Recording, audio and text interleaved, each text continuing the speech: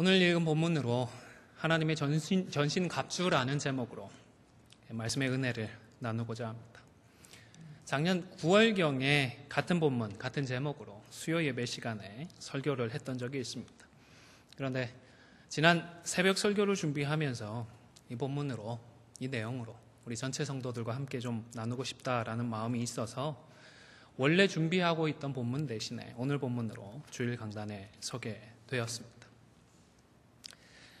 저는 중고등학교 시절을 부산에 있는 광안리라고 하는 지역에서 생활을 했습니다. 광안리 해수욕장 코앞에 살았거든요. 네, 그해 여름이 꽤 더웠던 것으로 기억을 합니다. 당시에 예배당에 에어컨도 없고 그 더위를 선풍기로 겨우 식히면서 예배를 드리고 있었는데 그럼에도 불구하고, 그 더위에도 불구하고 오늘 우리 함께 예배 드리시는 성도님들처럼 하나님 앞에 갖춰진 복장을 하고 준비된 모습으로 하나님을 예배 드리기 위해서 노력을 했더랬습니다. 그런데 하루는 낯선 젊은 여자 두 분이 예배에 참석을 했습니다. 근데 그것도 아주 짧은 민소매 옷에 또 바지라고 하기에는 굉장히 짧은, 요즘으로 얘기하면 핫팬츠 정도가 되겠죠. 그런 복장에, 그리고 왜 슬리퍼 중에서도 이 발가락에 끼는 무슨 슬리퍼라고, 조리 슬리퍼라고 하나요? 그런 슬리퍼를 신고 예배를 드리기 위해서 뒤쪽에 자리했습니다. 아마 지금이라면 조금 더 달랐겠지만 80년대 말, 90년대 초라고 한번 생각을 해보십시오.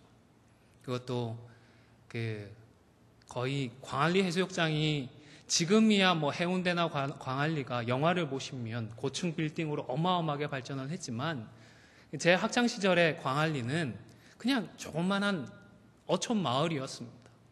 바닷가에 내려가면 고깃배들이 엎어져 있는 그런 상황이었습니다. 철선도 아니고 목선으로, 나무로 된 배들이 엎어져 있는 그런 상황이었습니다. 아마 모처럼 휴가를 보내기 위해서 바닷가에 놀러 왔다가 그래도 예배는 드려야겠다 싶어서 예배에 참석을 했던 것 같은데 그 마음은 얼마나 귀한지 모르겠습니다. 그런데 함께 예배를 드리고 있었던 저도 그렇고 또 나중에 알게 됐지만 다른 성도님들도 꽤 불편해 하셨습니다.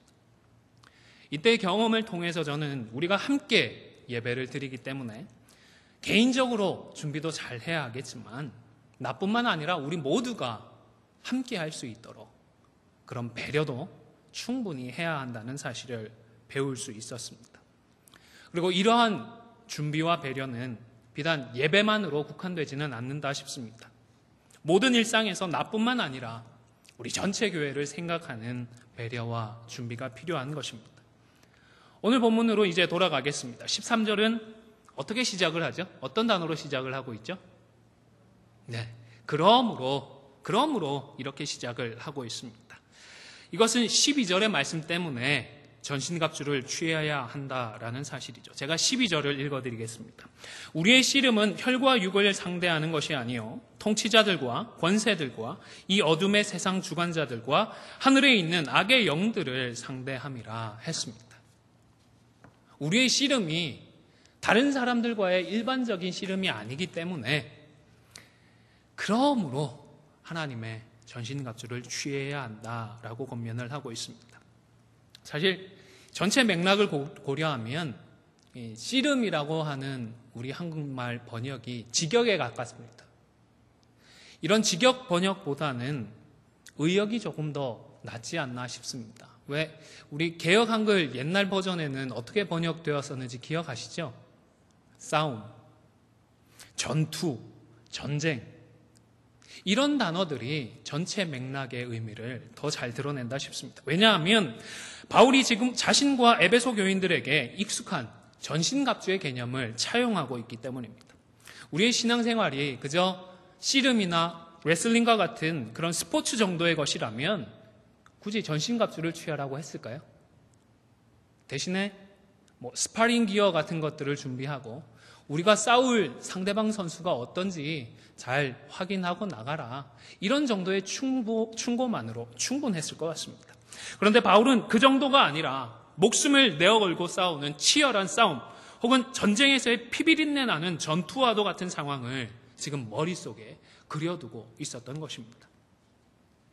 공동번역에도 12절을 우리가 대항하여 싸워야 할 원수들은 인간이 아니라 권세와 세력의 악신들과 암흑세계의 지배자들과 하늘의 악령들입니다 라고 번역을 했습니다. 씨름 혹은 레슬링과 같은 운동보다는 싸움이나 전투의 의미를 부각시키고 있는 것입니다. 그래서 바울은 14절에 보시면 전신갑주를 언급하기 전에 어떻게 하라고 그러죠? 그런즉 어떻게 하라고요? 서서. 전신갑주를 그냥 편안하게 앉아서 취하라고 하지 않고 그 자리에 서서 취하라고 말씀을 합니다.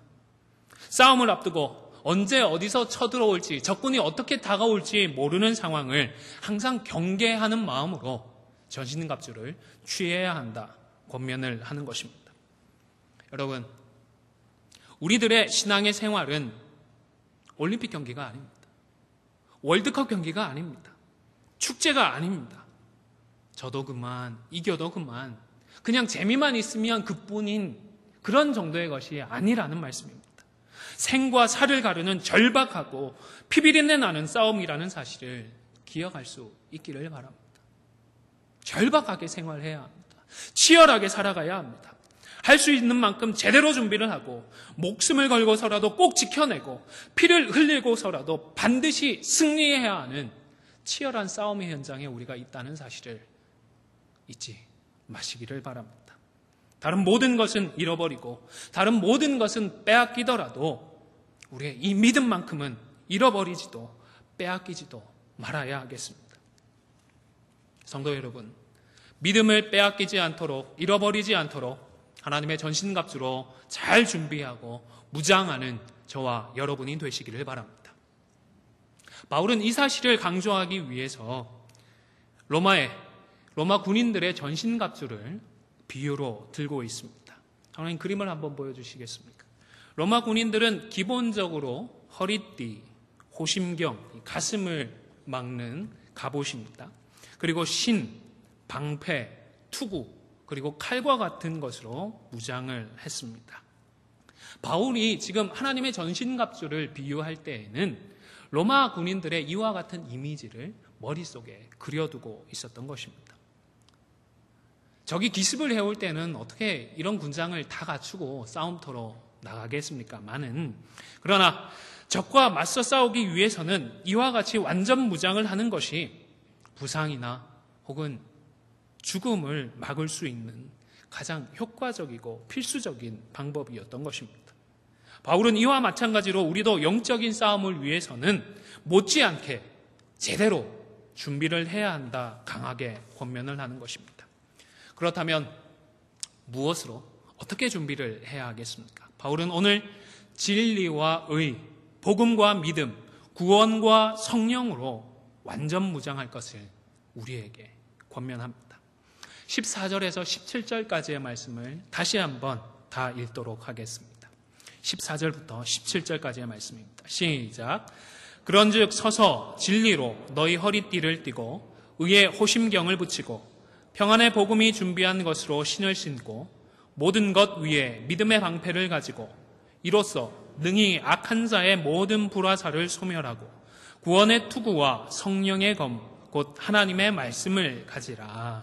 아멘. 우선 진리라고 하는 것은 객관적인 사실을 의미합니다. 보통은 우리 신앙생활을 하면서 진리라고 하면 복음을 진리라고 표현을 하는 경우들이 많습니다. 그런데 이 십자가의 복음은 15절에서 언급되기 때문에 14절에서 이 복음은 이 진리는 객관적인 사실과 그것에 대한 진실함 혹은 충실함으로 이해를 하는 분들이 많습니다. 저도 그렇다 싶습니다. 우리 사람들은 자기가 믿고 싶은 것만 믿고 보고 싶은 것만 보려고 합니다. 심지어는 객관적인 사실조차도 부정하고 싶어 합니다. 내 생각에 맞지 않기 때문입니다. 내 유익에 부합하지 않기 때문입니다. 제가 볼 때는 정치인들이 우리의 이런 본성을 제일 잘 이용하고 있는 것 같습니다.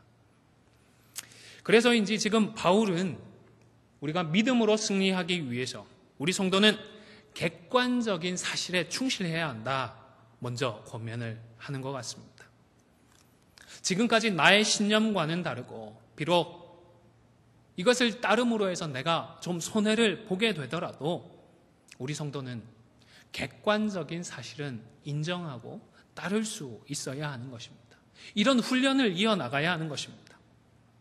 우리는 말과 행동으로 많은 것을 주고받고 있습니다. 이런 말과 행동을 통해서 내가 무언가를 전달할 때에도 가능한 한 사실에 가깝게 전달하고자 노력도 해야 합니다. 그러나 우리의 말과 행동에는 내가 의도를 했든 의도를 하지 않았든 간에 사실과는 좀 달라진 것들이 그것도 좀 애매하게 섞이게 됩니다.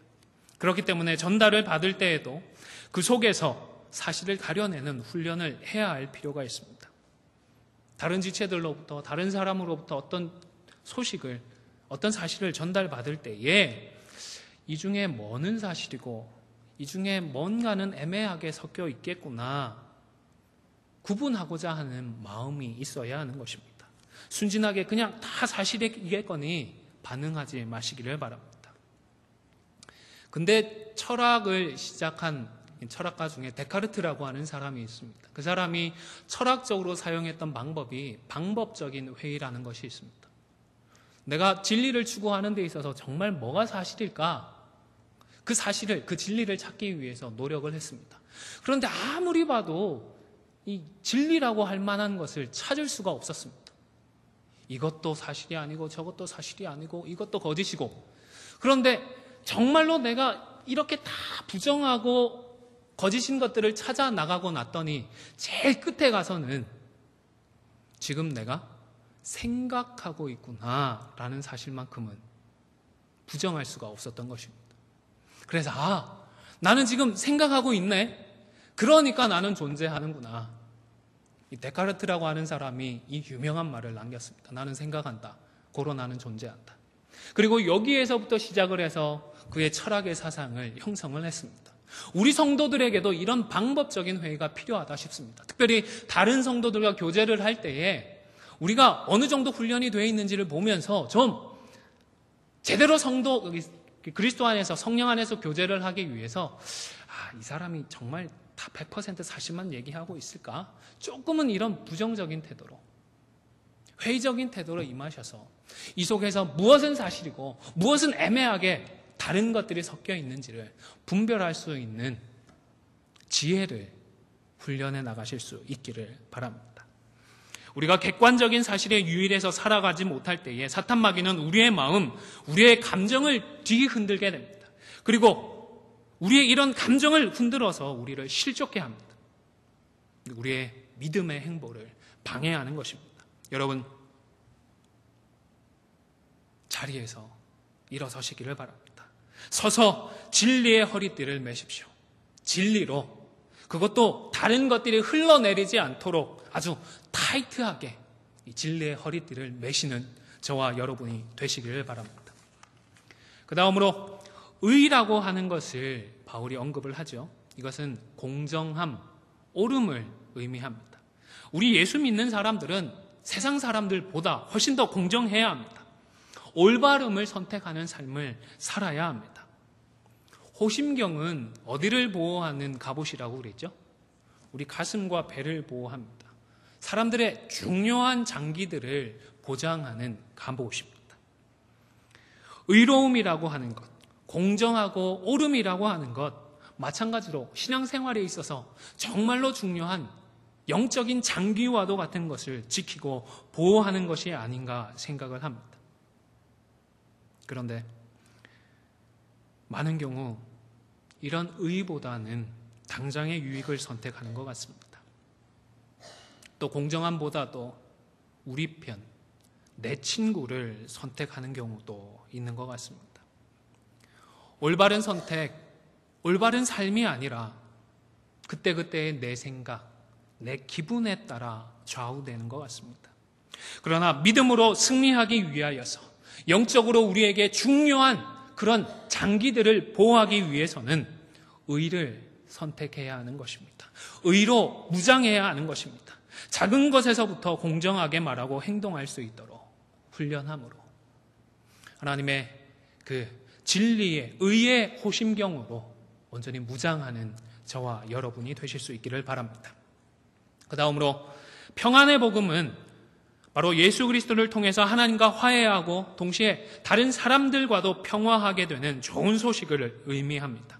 우리는 예수님의 보혈을 의지해서 우리의 죄를 자복하고 회개합니다. 바로 이때 하나님은 우리를 용서해 주시고 우리를 자녀로 품어주십니다. 예수님께서 이미 십자가에서 피를 흘려주셨지만 하나님과의 평안을 위해서는 그 보혈을 의지해서 우리가 회개하고 자복하는 과정이 꼭 필요합니다. 사람들과의 평안은, 사람들과의 평화는 또 어떠할까요? 아무 일이 없었다는 듯 두리뭉실하게 넘어가는 것이 평화이겠습니까? 죄를 짓고 잘못을 한 사람은 자신의 잘못을 인정해야 합니다. 사과를 해야 합니다. 경우에 따라서는 적절한 보상도 할 필요가 있습니다.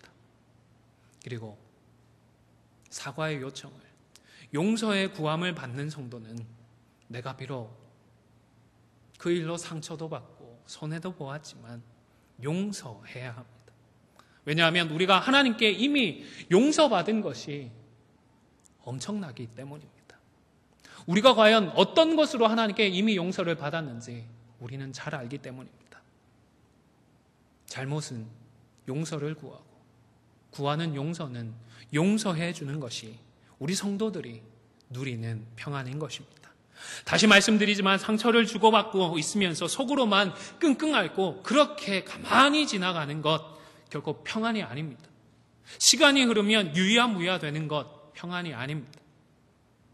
생각이 났을 때에 사과하고 그 사과를 받아들이고 용서하는 것이 화목하고 평안하는 십자가의 복음인 것입니다.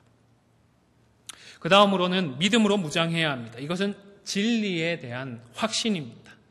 우리 예수님을 우리가 함께 신뢰하고 예수님께 충성하는 것입니다. 왜 이것을 방패로 묘사했을까에 대해서는 잠시 후에 한 번 더 살피도록 하겠습니다. 그리고 이제 17절에서의 구원은 하나님께서 우리를 구원해 주시는 그 구원 자체라기보다는 우리의 구원에 대한 소망이나 구원의 확신을 의미합니다. 싸움을 하게 되면, 전투에 나가면 제일 많이 위험에 노출되는 부분이 어디일까요? 어디죠? 머리가 아니겠습니까? 위로 가면서. 그래서 오늘날에도 군인들의 중요한 군장 중에 하나가 뭐를 쓰죠? 철모를 쓰지 않습니까? 옛날에도 화살이 날아들고 창이 날아들고 또 이 두뇌를 보호해야 하기 때문에 이 투구로 무장을 했던 것입니다. 마찬가지로 제일 많이 위험에 노출되고 흔들리는 것이 이 구원의 확신이 아닌가 합니다. 사실 우리 성도가 구원의 확신을 가질 수 있느냐 없느냐를 놓고서도 아직까지도 논쟁이 있는 것은 사실입니다.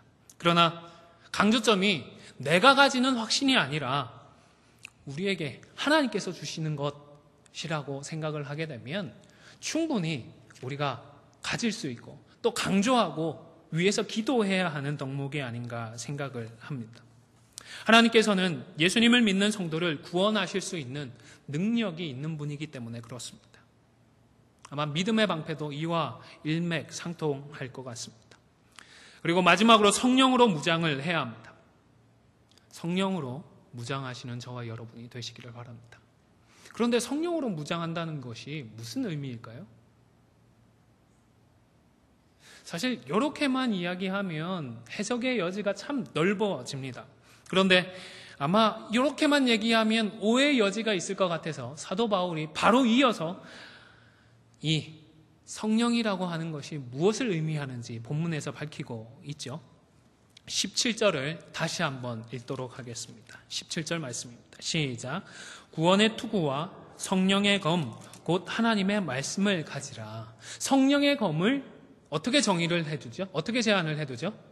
하나님의 말씀이다. 성령 충만을 우리가 위해서 기도하면 머릿속에 그려지는 것들이 있습니다. 그런데 오늘 이 본문에서만큼은 사도 바울이 성령으로 충만한 것을 어떻게 제안하고 있죠?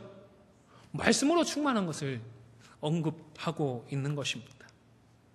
지금 성령의 검이라고 하는 것은 하나님의 말씀의 다름이 아닌 것입니다.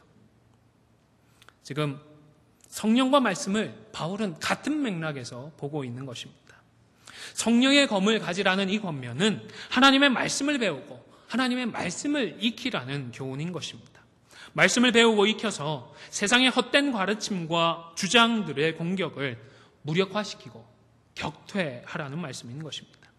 그리고 이러한 맥락 때문에 18절에서 항상 성령 안에서 기도하라는 권면은 그 해석과 적용의 울타리 또한 명확해집니다. 18절에서 성령 안에서 기도하라는 의미는 무슨 의미일까요? 하나님의 말씀으로 기도하고 하나님의 말씀으로부터 기도의 제목들을 삼아 기도하라는 말씀이 되는 것입니다. 우리 성도들은 우리의 필요를 하나님 앞에 간구할 수 있습니다. 얼마든지 구할 수 있습니다. 그러나 믿음의 승리를 위해서 나의 삶과 우리의 삶 가운데 하나님의 말씀이 성취되어지고 하나님의 말씀으로 역사하시도록 기도해야 하는 것입니다. 성도 여러분, 오늘 하나님의 말씀처럼 바울의 권면처럼 성령 안에서 기도하십시오. 다시 말해 믿음의 선한 싸움에서 승리하기 위하여서 주시는 말씀으로 기도하실 수 있기를 바랍니다. 그리고 무엇보다 나 자신만을 위해서가 아니라 함께하는 여러 성도들을 위하여서 계속해서 기도하실 수 있기를 바랍니다. 한번 따라해 보실까요? 여러 성도들을 위해서. 감사합니다. 한 번만 더 해보실까요? 여러 성도들을 위하여서. 감사합니다. 이번에는 좌우에 앞뒤에 계신 분들에게 이렇게 한번 부탁을 해 주십시오. 바울의 권면처럼 나를 위해서도 기도해 주십시오. 한번 부탁해 주십시오.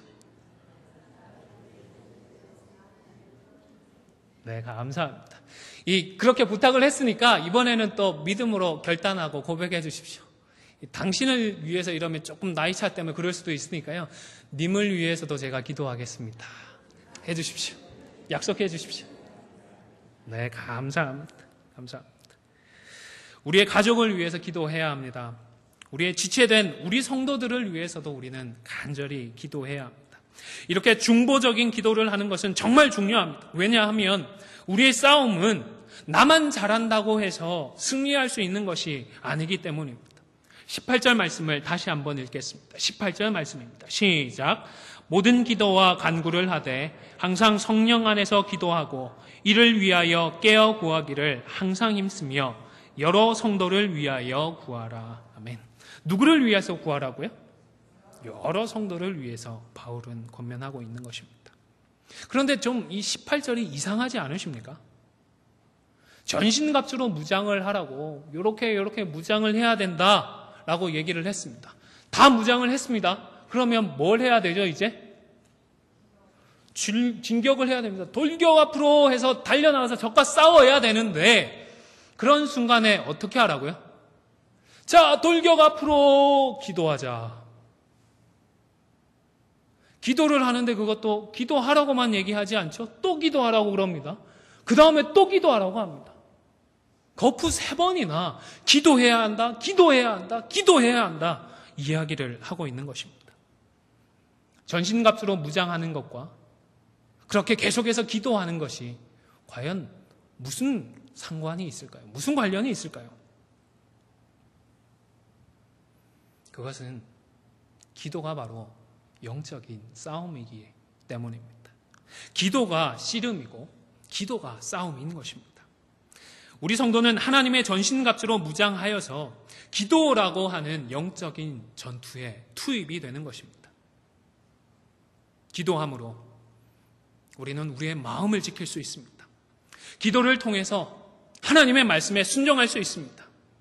그래서 기도를 통해서 우리는 믿음으로 승리하게 되는 것입니다. 그런데 경험적으로 기도해도 불구하고 마음을 지키지 못하는 경우들이 있습니다. 말씀대로 살지 못하게 되는 경우들도 있습니다. 승리하지 못하는 경우들도 종종 있습니다. 왜일까요?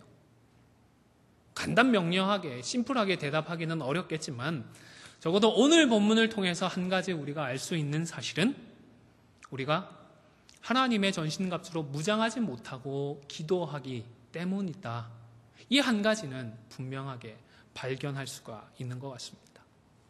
성도 여러분, 하나님의 전신갑주로 무장을 하시고 뭘 해야 된다고요? 기도해야 합니다. 무장하고 기도하시기를 바랍니다. 전신갑주를 입고 우리의 마음을 지키도록 기도하시고 믿음으로 승리하도록 말씀으로 기도하실 수 있기를 바랍니다. 이제 말씀으로 돌아가서 마지막으로 하나만 더 확인하도록 하겠습니다. 앞서 말씀드렸듯이 바울이 염두에 두고 있는 전신갑주는 로마 군인들의 전신갑주입니다. 그리고 그것들의 사용과 활용법 또한 로마 군인들의 전략과 전술을 염두에 두었을 것입니다. 로마 군인들의 싸움은 다윗과 골리앗의 싸움과 같지 않습니다. 왜?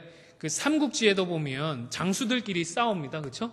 그리고 누가 만약에 관우가 나가서 싸웠다. 그리고 이겼다. 그러면 어떻게 되죠? 그때부터 전면전이 시작되는 것이 아닙니다. 관우가 이겼다 그러면 와 우리가 이겼다 이러면서 달려가게 되고 진 쪽에서는 우와 우리 대장이 죽었다 이러고 도망치게 됩니다. 장수들이 나가서 1대1로 싸우는 그 싸움으로 전세가 판가름 나는 그런 전투였습니다. 다윗과 골리앗도 마찬가지죠. 그런데 로마 군인들의 전략과 전술은 달랐습니다. 뛰어난 장수 한 사람이 나가는 것이 아니라 군대와 군대가 전면전을 벌이는 그런 전투였던 것입니다. 그런데 이런 전투를 위해서 로마 군인들은 방패 모습 하나 보여주시겠습니까? 여러분 화면은 왼쪽이 방패의 앞쪽이고 무늬는 좀 달랐을 것입니다. 그런데 형태는 정면에서 보면 조금 직사각형에 가깝고 조금 휘어져 있는 그런 모습입니다. 그리고 왼쪽이 뒤에인데 방패를 잡을 수 있도록 손잡이가 달려 있습니다. 물론 적군의 화살이 오늘 성경에 나타난 것처럼 불화살이 날아올 때에는 어느 정도 그 뒤에 숨어서 자기 몸을 숨길 수는 있었습니다. 그런데 사이즈가 우리 몸 전체를 가릴 정도로 그렇게 크지 않았습니다. 높이를 보면 우리 가슴 정도 올까요? 그리고 키 작으신 분들은 좀 작게 만들고 크신 분은 크게 만들고 그러지도 않았습니다.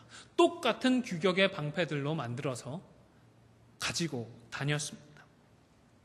왜 그랬는가 하면 나 혼자 그 방패 뒤에 숨어서 나를 지키는 것이 아니라 방패와 방패를 이때고 엿대어서 큰 성벽을 만드는 그런 전술을 택했던 것입니다. 예를 들면 이런 상황이 되겠죠. 두 사람이 아래위로 방패를 붙대고 그리고 옆으로도 그러면 방패로 큰 성벽을 만들게 되어지고 그 뒤에 군인들이 숨게 되어지면 웬만한 화살이 날아와서는 이 벽을 뚫을 수가 없었던 것입니다. 여러분, 바울이 왜 믿음을 권면하면서 방패에 비유했는지 그 마음이 느껴지십니까? 나 혼자만의 믿음이 중요하지 않기 때문입니다. 우리 모두의 믿음이 중요하기 때문입니다. 나만 바로 선다고 승리할 수 있는 것이 아닙니다. 나 옆에 있는 다른 지체들까지 바로 서야 우리가 이 전투에서 이길 수가 있는 것입니다. 로마 군인들은 진격을 할 때에도 공격을 할 때에도 혼자 달려나갔던 것이 아닙니다.